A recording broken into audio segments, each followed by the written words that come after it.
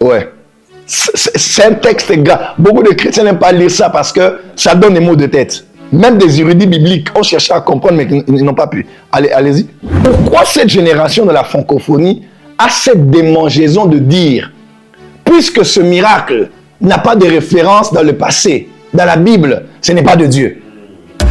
Jésus dit, celui qui croit en moi, il fera ce que j'ai fait et il fera de plus grandes choses que celle-ci. Où est la référence? Où est la référence? Bon, d'accord, mais pourquoi dans la Bible?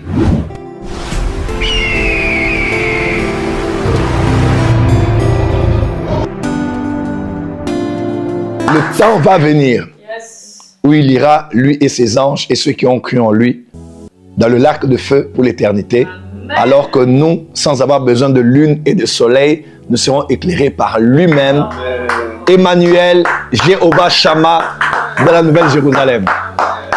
Alors, la différence, c'est quoi finalement? Dans le voyage astral, on y parvient par la méditation. Ouais. C'est un procédé, on fait les exercices, position lotus et consorts. Si vous êtes déjà entraîné dans les lieux de yoga, on parlera du yoga aussi une fois. Je pense qu'en France, il faut qu'on parle du yoga. Hein. Peut-être que le prochain live doit être sur le yoga. Le mot yoga déjà a un trait avec une divinité. Ça, faut pas, parce que beaucoup de chrétiens veulent un peu moderniser. Oh non, je fais ma séance de yoga. Faites attention. Faites attention. Il faut qu'on en parle. Est-ce qu'on peut en parler ici? Oui. Acclamez pour qu'on en parle la prochaine fois. Où est la limite entre les arts martiaux et, vous voyez un peu, tout ça, on peut voir la nuance. Je crois que c'est pour cela qu'on parle de ce genre de sujet, les codes de mystère, pour nous permettre d'avoir une vue plus ou moins biblique de ce qui se passe dans notre monde. Par la méditation, par le canal de certains esprits, on sort, on est connecté avec le cordon d'argent dont parle Salomon dans Ecclésiaste. Je vais aller vite. Et puis, on peut voyager à la vitesse de la pensée. Expérience de ce que vous produisez. Mais maintenant, voyager en esprit, c'est différent. La source, ce n'est pas l'homme. La source, ce ne sont pas des esprits. La source, c'est l'Esprit de Dieu qui utilise votre esprit en vous et qui permet à votre esprit de voir en esprit. Prophète Joël, comment tu fais pour voir en esprit? Je vois en esprit. Est-ce que tu vois en esprit? Je vois en esprit, mais je ne le fais pas tout le temps. Parce que je dépends du Saint-Esprit. Je peux être prophète comme je le suis. Maintenant, si vous me dites de faire ce que je fais à l'église, je ne pourrai pas le faire. Parce que j'attends que l'onction soit sur moi. Que je sois dans une dimension. Ça peut m'arriver même maintenant. Mais ce n'est pas un distributeur. Papa, ça se fait, non. Parce que je dépends du Saint-Esprit. Et nous le faisons. Et ça se passe pour la gloire de Dieu. Dans Ézéchiel 40, versets 1 à 4, Ézéchiel voyage en esprit. Et quand il arrive quelque part, l'ange dit, vois de tes yeux, entends de tes oreilles. Et c'est le verset 4 de Ézéchiel 40. Il dit, mets ton attention à retenir tout ce que tu vas voir, parce que c'est la raison pour laquelle tu es emmené ici, pour l'annoncer aux enfants d'Israël.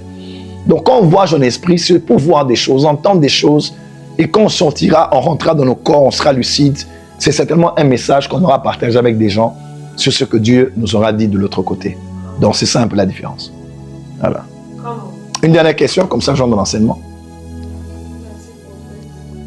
On a une autre question dans le psaume 121. On nous dit, pendant le jour, le soleil ne nous frappera point, ni la lune pendant la nuit. Alors, l'éternel Dieu est l'éternel des armées. Prophète, pouvez-vous nous enseigner comment engager les astres dans le combat spirituel? Le soleil ne frappera pas le jour. Non, toi, tu peux utiliser le soleil pour frapper des gens. J'engage le soleil, qu'il frappe mes adversaires. By fire. J'engage la lune en cette nuit. Qu'elle brille. Vous savez qu'il y a eu une éclipse solaire aujourd'hui. Il y a une pleine lune aujourd'hui. On l'appelle la pleine lune rose. Ouais, dans certains coins du monde, même les Amérindiens en parlaient. C'était un peu pâle, comme rose, comme ça. Donc, on est en pleine lune aujourd'hui. Les loups-garous vont sortir et les vampires vont travailler. Et en cette nuit même, toute œuvre diabolique ici en France, à Paris, dans ta famille, tous ceux qui se connectent avec les astres pour travailler contre toi, nous les détruisons au nom de Jésus. Toute personne en cette pleine lune particulière qui n'arrive qu'une fois l'an, où nous avons une pleine lune rose, qui vont utiliser ça pour enchanter des femmes, enchanter des hommes, travailler dans des boîtes de nuit pour détruire des vies, envoûter des vies, ravir des grossesses dans les ventres des femmes ou faire beaucoup d'autres choses bizarres et des rituels mystiques, nous les détruisons tous au nom de Jésus-Christ. Il n'y a point eu de jour comme celui-ci. Il n'y a point eu de jour comme celui-ci. Ni avant, ni après. Ni avant, ni après. Où l'Éternel ait écouté la voix d'un homme, car l'Éternel combattait pour Israël. Wow! Oh my God! Puis-je faire un petit commentaire à ce sujet? La Bible dit, quand le soleil s'est arrêté, un miracle s'est produit dans la galaxie. La Bible dit, il n'y a jamais eu un jour avant comme celui-là. Dieu a fait quelque chose qui n'avait aucune référence dans le passé. Pourquoi cette génération de la francophonie a cette démangeaison de dire, puisque ce miracle n'a pas de référence dans le passé, dans la Bible, ce n'est pas de Dieu. Ça, c'est un problème.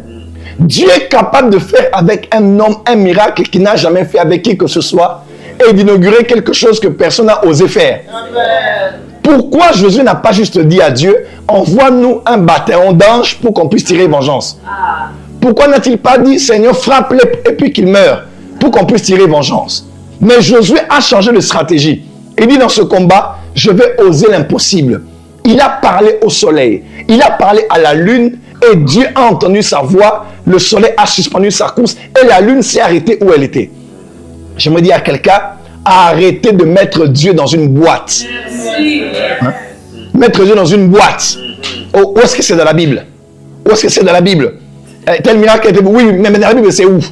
Tant que ce n'est pas dans la Bible, je ne croirais pas. Tu penses que tout ce que Dieu a fait, c'est dans la Bible? Je pense que tout ce que Dieu a fait, c'est le mot dans la Bible. Si la bouche d'un prophète n'est pas... si la bouche d'un prophète est incapable de dire tout ce que Dieu veut dire à quelqu'un, tu penses que c'est la Bible, ce petit livre-là que nous avons, qui peut contenir tout ce que Dieu pense et peut faire? Dans Jean, à la fin, il est écrit, si on devait écrire tout ce que Jésus a fait, il n'y aurait eu aucun livre sur la terre qui allait contenir ses œuvres. Mais le peu qui a été écrit, c'est pour qu'on croie qu'il est le Fils de Dieu. Enfant de Dieu, arrêtez l'incrédulité. Vous allez voir quelqu'un voir un miracle. Il a vu. Il dit non, ça c'est Satan. Ça c'est la magie. Ça c'est les histoires là de la Kabbale. Ça ce n'est pas Dieu. Pourquoi? Parce que toi tu es habitué à voir ce que tout le monde a déjà vu. Quand c'est une chaise roulante, tu vas dire Amen. C'est comme à l'époque de Taylor Swift. Quand c'est une béquille, Alléluia. C'est comme avec Renard Bonquet. Pourquoi tu veux voir ce que les autres ont déjà vu? Pourquoi tu veux commencer à expérimenter ce que les autres ont expérimenté? Moi je crois en un Dieu qui a dit par la bouche de Paul, ce sont des choses que l'œil n'a point vues, des choses que l'oreille n'a point entendues, des choses qui ne sont pas montées dans le corps de l'homme, mais des choses que Dieu a gardées, que les choses que Dieu a mis en stock soient relâchées en cette saison. Je parle à une génération qui a soif de plus. Dans Psaume, il est écrit, des choses glorieuses ont été dites sur toi, ville de Sion. Des choses. Paul dit, ce sont des choses. Dis avec moi des choses. On ne sait tellement pas comment les appeler, qu'on les appelle des... Dis avec moi, c'est des choses. Dis à ton voisin, ce sont des choses. Il n'y a pas de nom, il n'y a pas de mot pour décrire. On appelle ça seulement, ce sont des choses.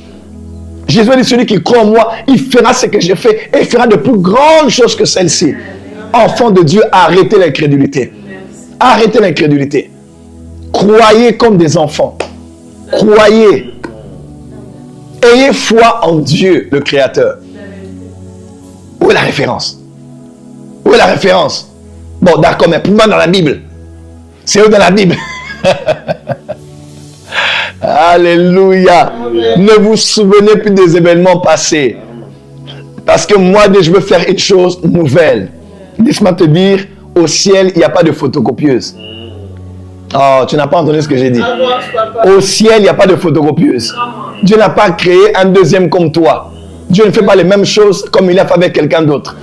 Hein?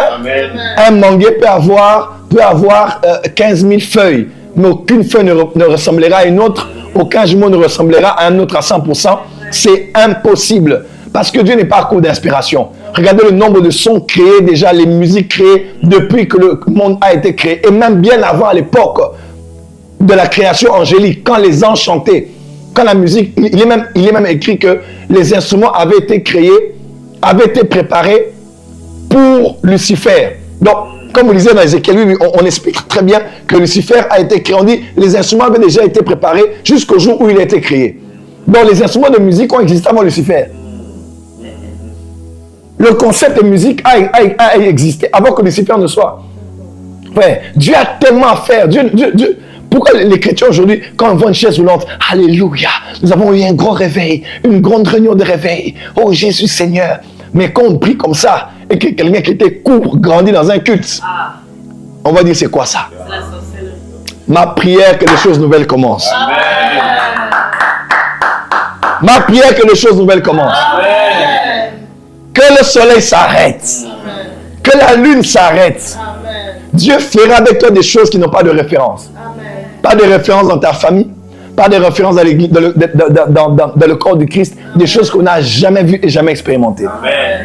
Et le faire avec toi si tu peux croire en lui, Jésus-Christ. Deuxième texte. Ésaïe 38, versets 5 à 8. Ça, c'est choquant comme texte. Le texte que nous lisons maintenant, les deux versets, les trois, c'est combien de versets? Les trois versets que nous lisons font suite à la prière d'Ézéchias, qui dit à Dieu, tu me parles par le prophète Ésaïe, n'est-ce pas, que je dois apprêter ma maison parce que je m'en vais. Il prie, Dieu renvoie le prophète Ésaïe et lui dit, je te rajoute 15 années. Quelqu'un me comprend? On y va? Et voici de la part de l'Éternel. Et voici de la part de l'Éternel. Le signe auquel tu connaîtras que l'Éternel accomplira la parole qu'il a prononcée. Le signe par lequel tu comprendras que l'Éternel est capable de maîtriser le temps, le soleil, la terre, et te rajouter 15 autres translations, gérer le temps, gérer l'astronomie, voici le signe que je te donne. Amen. Vas-y. Je ferai reculer de 10 degrés. Je ferai reculer de 10 degrés en arrière. Avec le soleil, l'ombre des degrés qui est descendue sur les degrés d'Achaz. Et le soleil recula S'il vous plaît. de 10 degrés. Parole de vie.